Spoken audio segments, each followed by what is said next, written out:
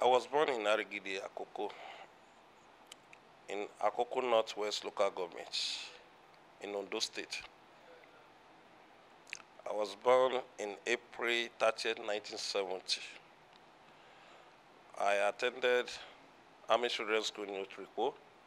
From there, St. Thomas Primary School in Irushu, Akoko, the country home of my mother in Akoko. So later, my parents brought me to Lagos because they have to change their location from Benue State to Lagos. So I joined them. I attended Adeniji Primary School. Then was Municipal Primary School. And I attended Asaudin Secondary School in my secondary level. From there, I ran a diploma on International Relations and Strategic Study in Lagos State University, and Political Science, degree on Political Science in Lagos State University. I got diploma on Tourism Management, International Aviation School in Tema, Ghana. And at the same time, I started my struggle in July 1993 through Campaign for Democracy. I was a PRO for a period of 2 years, and we later formed Odua Youth Movement in April 1994. In August 25, 1994, we founded Odua People's Congress, which Dr. Freddy Fashion, I, Ibrahim Atonda, Ibrahim Abobano, Mrs. Idowu Adebowale, Mrs. Salas Alani, Mr. Salas Alani, Olumide Adeniji, Evangelist Mule Adeshoko.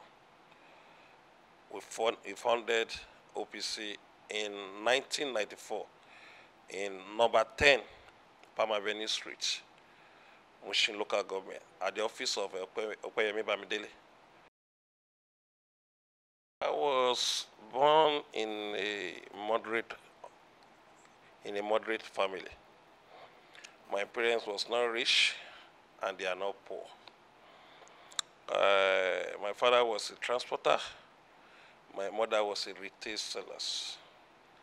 And I grew up in Surulere, Coast Street in Surulere, Lagos, and later we moved to Itere in Surulere.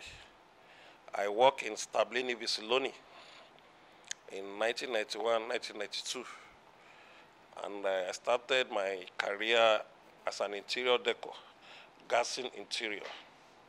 So I joined the struggle in 1993, and we started OPC in 1994. But before OPC, we have a Campaign for Democracy in 1993, which I was a PRO of Mushin. And I was one of the people that founded Odua Youth Movement in 1994, before founded OPC. I was a national coordinator. I was a national president before the reconciliation in the OPC. 2005, I became the fully national coordinator in 2005. But from 1999, I've been appointed the national president, which later resolved to faction between I and Dr. Freddy Fashion. But it was later resolved in 2005, which I was given a national coordinator. Dr. Freddy Fashion was given founding father and spiritual leaders. So till now, you agree that he's the founding father and spiritual leader? Definitely, I have to agree because we don't have anything to contest on. Although there is still a parallel group, but it's an elderly person. Now my position have gone beyond national coordinator of OPC. And before, even apart from OPC, I founded another group for the Yoruba people in diaspora in 2011, which is Odua Progressive Union, OPU, which is different from OPC in Nigeria. Now in 79 countries. And at the same time, apart from that, I diversified the activities. We diversified the activities of OPC in 2004, which I founded another group, Olokun Festival Foundation, which I'm the chief promoter of that Olokun Festival Foundation. I have a charity group called Gani Adams Foundation that I've been running since 2003. That at least we normally have 3 programs. Uh, we normally key to World Humanitarian Days and World Literacy Days. We have run the program last year, 2017. We run in 2016, 2000, and we have been doing it for the period of 12 years. So definitely, my hand is full in terms of organization. Even before the proclamation letter I got from Imperial Majesty, Oba Lamidi Olaiwola Atonda, Adeyemi III, giving me the letter of Aare Onakakanfo of Yoruba land. Well, OPC is not a religion organization. It's not a religion organization. It's a socio-cultural and self-determination group. It's a group that was founded to liberate and emancipate Yoruba people. And it's a group that saddled the responsibility to agitate for the restructuring of Nigerian polity on the basis of true federalism. It's a group that was founded to promote and preserve our culture and tradition. And it's a group that believes that the potentials of the Yoruba must be tapped all over the world for the development of Yoruba onward to Nigeria as a country. So definitely, irrespective of your religion, you can be a member and leader in OPC. There's a difference between religion and liberation. Religion is about how you communicate to Almighty God, how you comport yourself to be righteous, how you behave to be a moral product in a society. But the liberation is about how you liberate yourself from the shackles of oppressors, which culture and tradition is about your way of life, your language,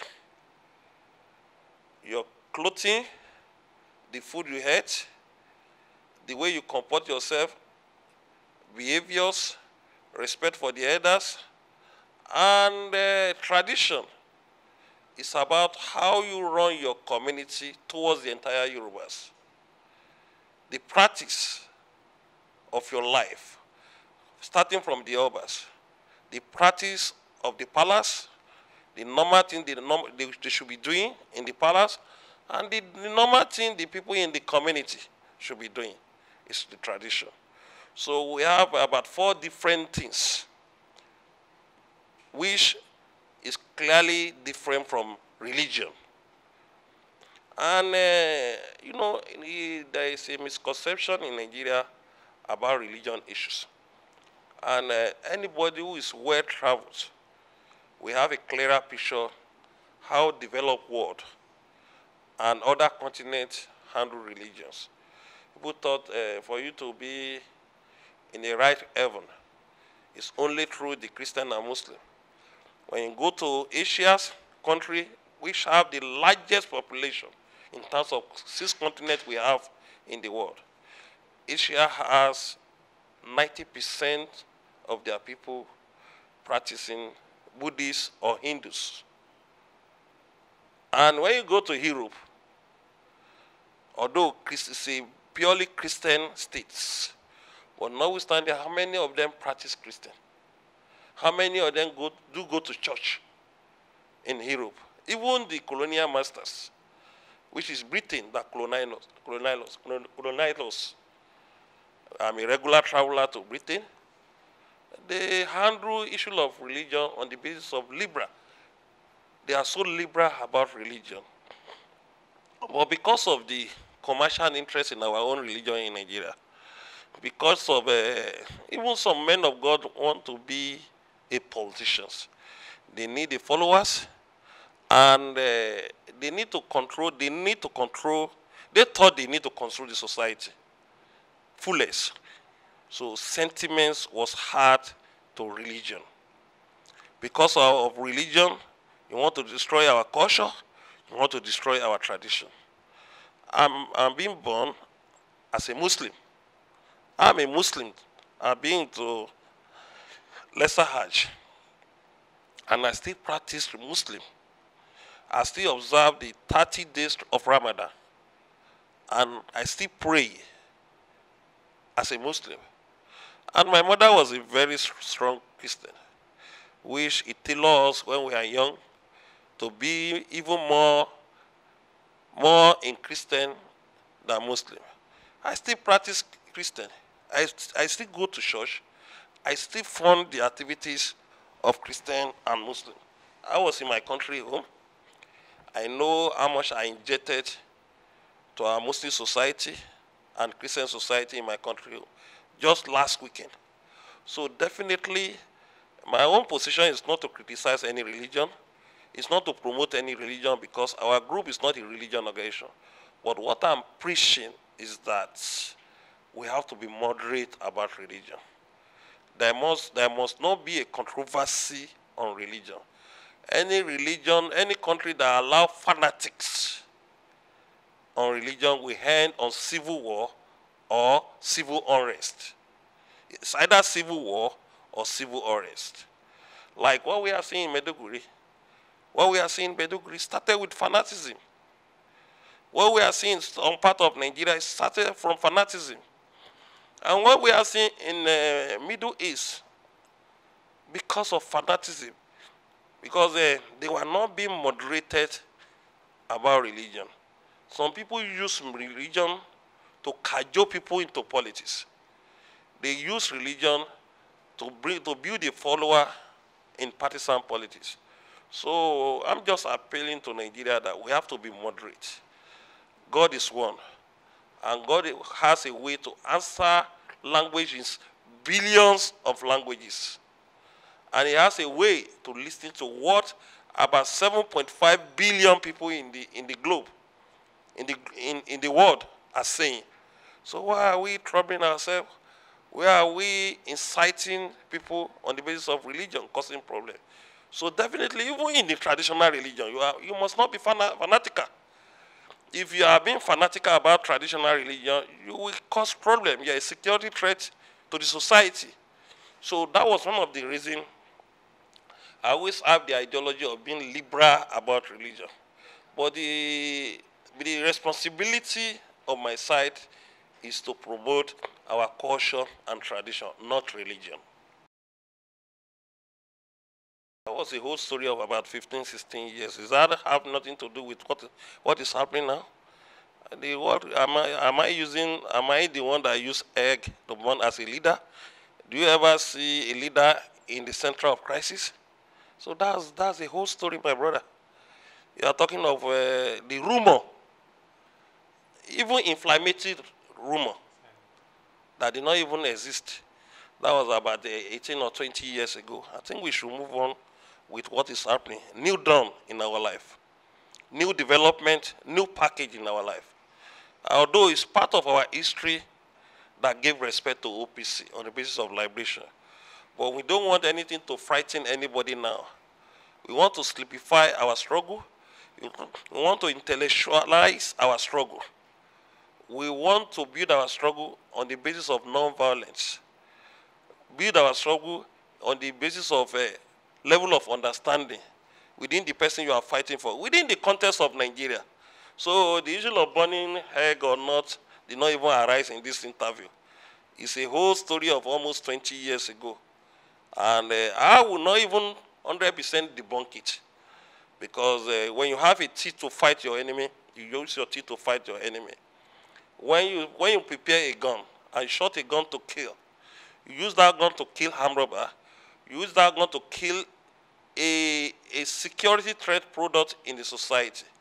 And even though you have your own egg, to defeat somebody with security or somebody wants to kill you, I believe that was the basis of self-defense. So it's a whole story of about 20 years, which is not fashion with what is happening in Aare Onakakanfo life now. Firstly, I have to thank my God, the omnipotent, the omniscience, the God that creates heaven and earth. God has been always good to me. God has been always kind to me in my life, based on my history. Yoruba, we said, "Eni tara ife pa tí ò tiẹ̀ daya daya." That meaning that some people thought they will slaughter that refused to die. And moreover, somebody that was highly malnourished, called different name, lie against him, use propaganda machine to paint him in a bad manner in the society. Someone that people thought is a rising profile, is a threat to them. Someone people thought, how can somebody from nowhere having a large followers like this? We must destroy him at all means. Someone that some people thought, let us stab him money. He will be tired of the struggle. Some people thought that his own activity is a threat to our mediocre activities that we must stop him. But God now made me unstoppable. It's not by my power. It's not by my intellectual capacity. It's not even about the meat that surround me. It's not by my spiritual power. So I have to give glory to God.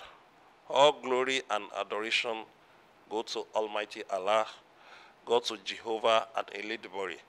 So definitely, I think I can never regret. Without events, there's no history. And history is the record of past events. For you to be a great person, you must have history, even rough. When you are flying from here to Europe, you have to have a stumble process that the pilot will say, tighten your belt, that we are moving to a stumbling place that the plane will not balance. That was history of any human being who will be a great person. So the beginning may be rough, or the beginning may be smooth, and the middle may be rough. So when God has prepared your future, we said morning, afternoon, your evening. People always thank God to give he or she good evening. So we thank God that they prepare me for this position, no matter the history, no matter the intimidation, no matter what have happened. I've forgiven those who work against me. I've forgiven those who even put me on necessary detention for 14 months. I've forgiven those who malign my character, who try to assassinate my character. I've forgiven those who even try to cause factional crisis in our group. I have forgiven those who lie against me that I got $22 million from Gaddafi. I have forgiven those who said I collected 10 billion naira from Jonathan. I have forgiven those who said my protest against shortage of PVC in Lagos, who turned it that I was protesting for Jonathan, who labeled me as a person who is working for a presidential candidate. Although I exercise my opinion that I'm a PDP member and I'm working 100% for Jonathan by then. The issue of Jonathan almost caused a lot of problems within 2015, even within some of my friends. But after 1 year, some of them came back to me and said, sorry, Otumba, our impression was defeated within 6 months. But the issue now, the position of Aare Onakakanfo did not go along with partisan. I have been a father of any partisan product in Yoruba land, even in Nigeria. I have to be careful about my statement, my utterance. Although I will still retain my leadership on my group that made me. But notwithstanding, I have said from the beginning that I will moderate my radicalism.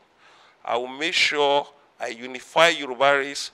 I will work, I will be a bridge builders within other ethnic nationalities in Nigeria, even in Africa.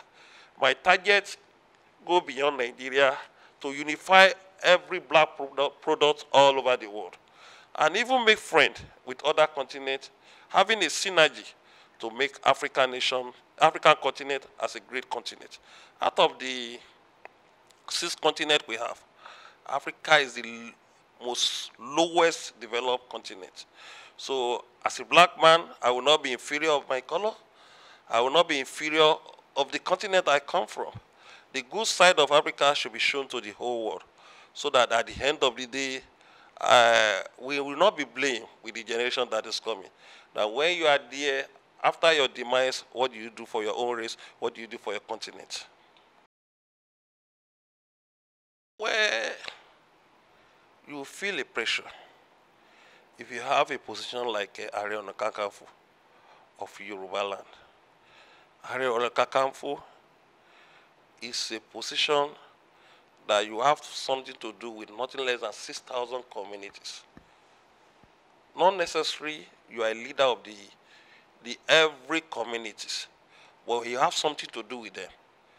It's a position of the entire Yoruba land that reflect interests of every community in Yoruba land. And it's a position that reflected interests of the Nigerians. Immediately, you have been sworn in as Aare Onakakanfo. You have been a statesman. You are completely quite different from the way you are coming.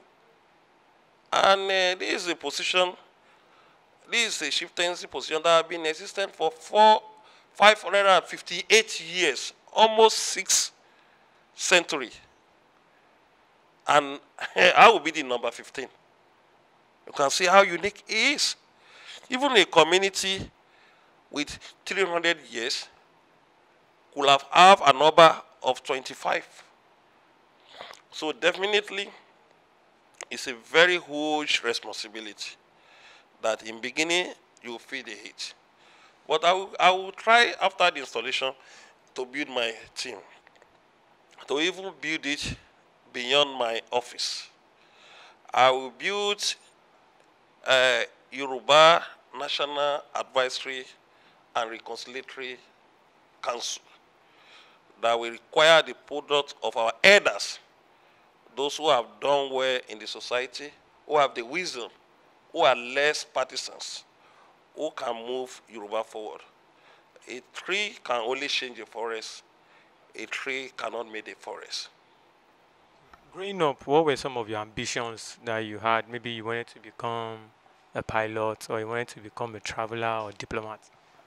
When I was younger, I was thinking to be a lawyer or custom, because I have a cousin that normally visits my mother in Coast Street.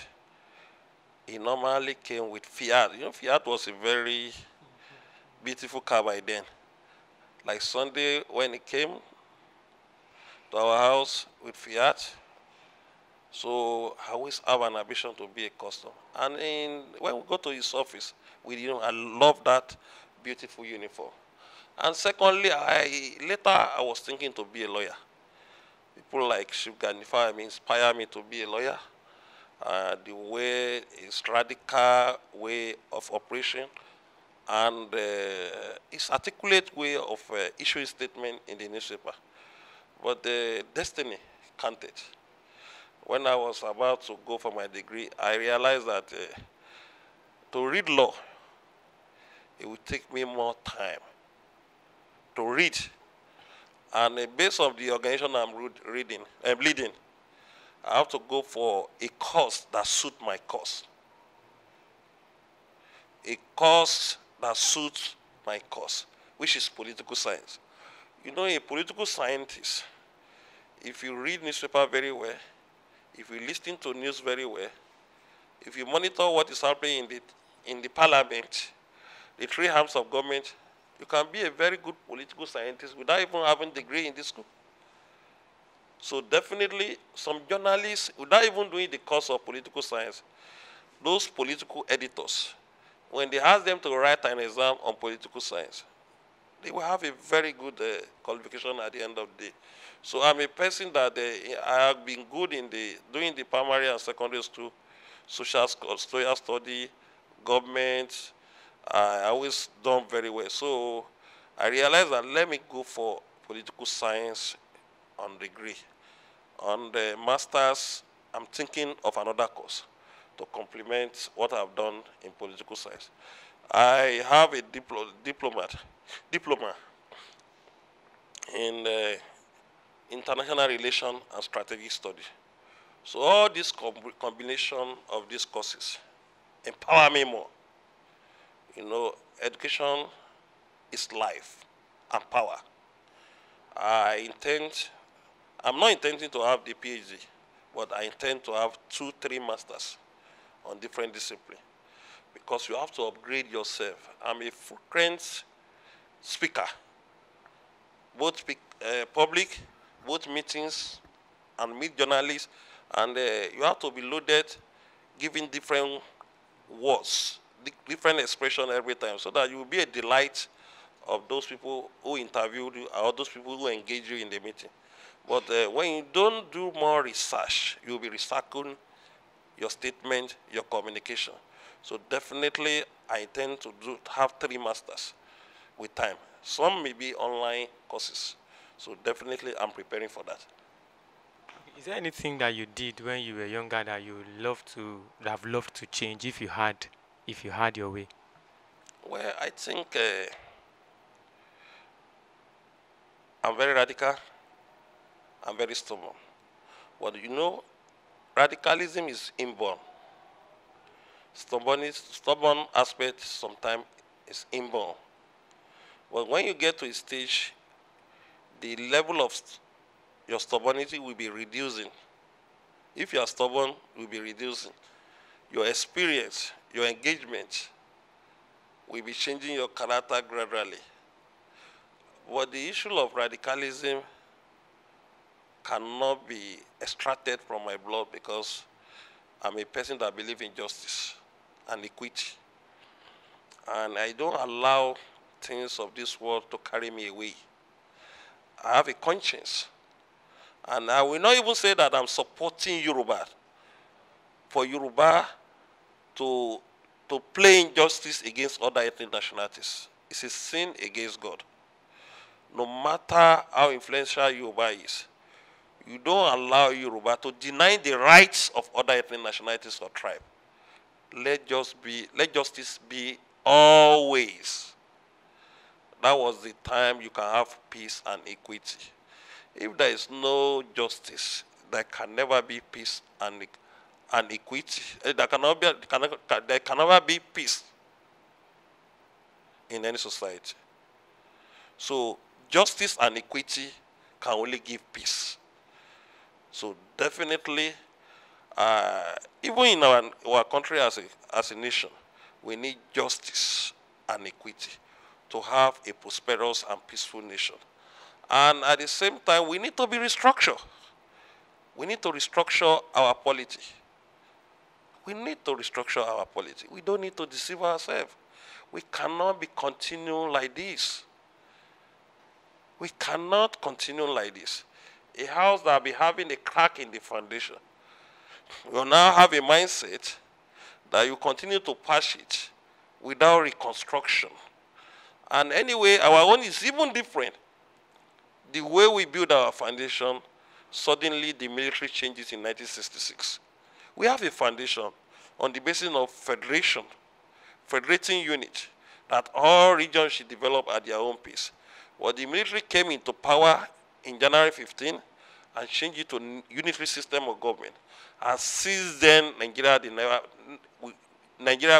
did not have witness peace for a period of 6 months. Either internal crisis, either civil disobedience, either issue of that affecting our image, either civil war. You know, the constitution was changed in January 15 by the military and Rossi. There was a civil war within 1 year plus for a period of 3 years. And since then, we have been coming from one problem to the other. We love to have a very good nation, a united and prosperous nation. But we can only have united and prosperous nation on the basis of justice and equity. We continue to be telling our political leader the truth. The truth shall prevail. The voice of the people is the voice of God. We cannot deny ourselves an opportunity to rewrite our name, to write our name in the book of history. Peter Botha was persuaded, a lot of appeal in the global scene, that he should release Nelson Mandela in 1990 to 1991. But God brought Frederick de Klerk to release Nelson Mandela around 1992. And he gave the black nation clean bill to exercise their franchise in the election, which later brought Nelson Mandela emerged as the president in 1994. So I think the president should write his name in the history of gold in Nigeria, because the statement of saying you will restructure is so sudden, because especially the situation we have and the biting economy, hunger, and insecurity. In the New Year, the sudden news, 50 people was killed in Benue, 21 people was gruesome murder in Rivers State. If something like that happened in US, all over the world we know, just 10 people all over the world we know. And the news silence in the global scene, even in our local media, life of 70-something people within 2 days. I think the president should do something about it. He's sending a very bad signal to investors. And he's sending a very bad signal to the tourists, international tourists that will come to our country. And those international organizations, agencies that would like to help Nigeria, we see it as an unsafe state to send an agency or an offices that can develop and grow our own society in Nigeria. I mean, used to it. There is a way you run your family life with other activities. You don't joke with your family. It's unfortunate that because of the busy schedule of I couldn't allow my children and my family to go for holiday in that long holiday. But I will compensate them. I'll be looking forward to compensate them on that, because I have to build future for them. You have to sacrifice to get something in future. If you are not ready to sacrifice, you will still be a no person in the society. You can have a time and be a very good family, enjoy yourself, but when you have time to work to build a very good name for your family, if you don't do it, it will affect your family in future. That was what I normally told my wife. Don't compare our family with other. Don't compare our family with other who did not have an assignment, or who did not have a very cogent assignment like ours. We have an assignment. I'm not saying other did not have an assignment, but the level of the assignment of each people is quite different. So those who have a limit assignment to the voice of society is different from we that was given an assignment from heaven. So we have to prepare to sacrifice and build our future, build the name, so that that will be useful for the generation to come.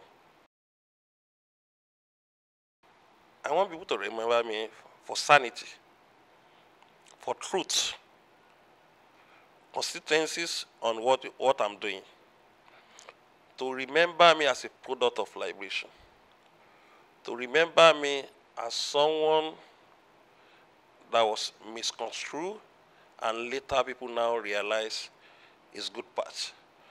I want people to remember me as one of the people that reshaped this country. You always have an idea that Urukorire Sonjura Atifadakalo. That's a very good name. It's even better than silver and gold. So when you see great man in the world, they don't normally first struggle for material things. They struggle for good name. Although people may prepare to then that name if they realize that that is what you want. But God knows how to do his things. When you are destroying what God is building, God will prepare to destroy you more than even what you are doing. So, like Yoruba normally say, abanijẹ́ ènìyàn tó ń bàyàn jẹ́ kiri, ọjọ́ tó bá dẹ́kun àti banijẹ́ là ó bà ẹ́ jẹ́. So, those who try to assassinate your character, to label you in a bad information, when he's tired, he have dissipate his energy to be destroying. God will now call his angel. When he's tired, God will now say, my angel, my spirit, start destroying him or her. So definitely in this world, we should be prepared to do things on the basis of morality. When you see God have given somebody an opportunity, don't prepare your mind to destroy. Everybody has his own time. Your time is your time, another person's own time. So allow him to play his own time. You don't know what God has prepared for you.